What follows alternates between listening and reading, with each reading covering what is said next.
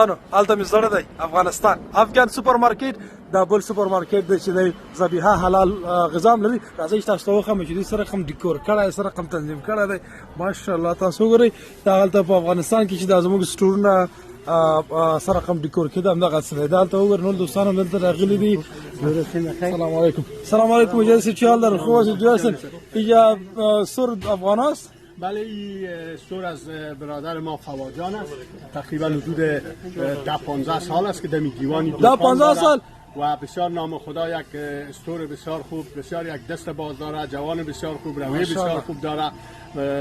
تمام اکثر اجناسش از افغانستان است تکیجا. واو ماشاءالله. تو افغانی هم هستن؟ همه چیز دارن. بله تشکر. خوش باشید. سلام فواجان چالن خوب هستید؟ جور هستین؟ ما همینجا زندگی کردم 3 سال میشه خبر نداشتم. ببخشید. چال دارین؟ خوب هستین؟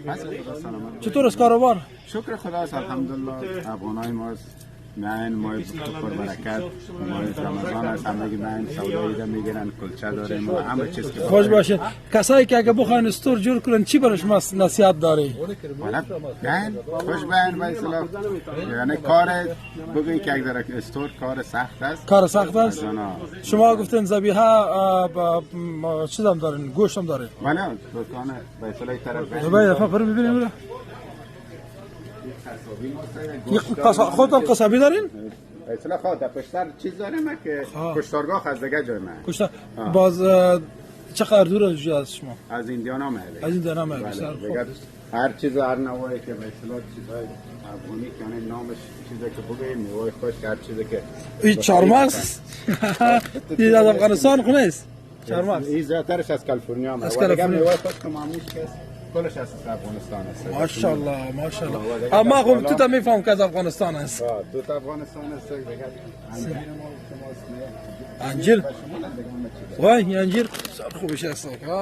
قیمتش هم خوب است. دیگه در بالا چیزای است. تا بالا دیگه چی داری؟ اینا ببینیم که دو منزله جور کردی.